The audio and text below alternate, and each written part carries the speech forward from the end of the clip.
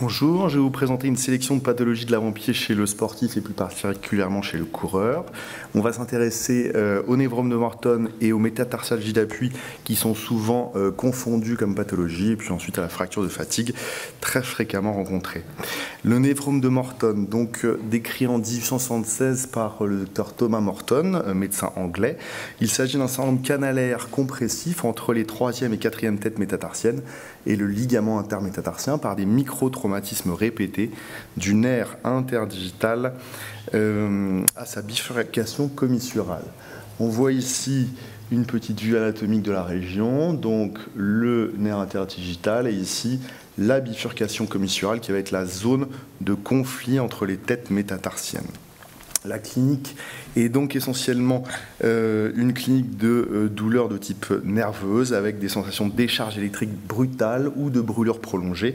Les patients décrivent parfois une insensibilité au niveau des orteils concernés. L'examen clinique doit vraiment rechercher des signes de compression avec des manœuvres, des tests de compression, soit direct, soit indirect du névrome qui déclenchent la douleur. Le bilan paraclinique est assez bon et facilement réalisé. Une échographie permet de visualiser une belle zone hypoéchogène qui est l'épaississement du nerf. Ma préférence va à l'IRM qui permet d'avoir l'image classique en sablier en hyposignal en T1. Attention néanmoins, 60% des patients asymptomatiques peuvent présenter une image comme ça d'IRM. Donc on ne va pas opérer une IRM, on va opérer un patient douloureux qui présente une IRM avec une imagerie de névrome. Le traitement, on commence bien sûr par un traitement médical, modification de la foulée chez les médecins du sport, une paire d'orthèses podologiques pour essayer de stabiliser les têtes et éventuellement des infiltrations.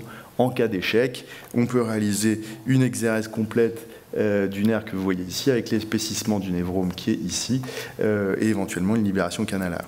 Bon, on va quand même discuter sans imagerie des métatarsalgies d'appui.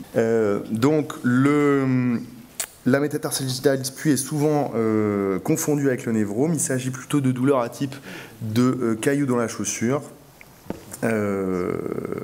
Et sont très souvent associés à des troubles biomécaniques du pied. En gros, on peut avoir un premier rayon trop court qui va donc entraîner une surcharge des métatarsiens latéraux et des hyperappuis, souvent des 2e et 3e têtes, ou une insuffisance latérale des 3e et 4e métatarsiens, entraînant des rayons d'appui de 2e et 5e métatarsiens.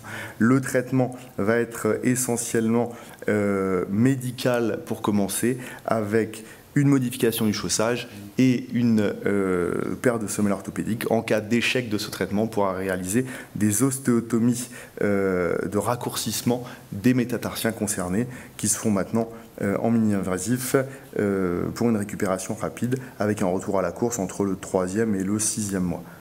Je vous remercie.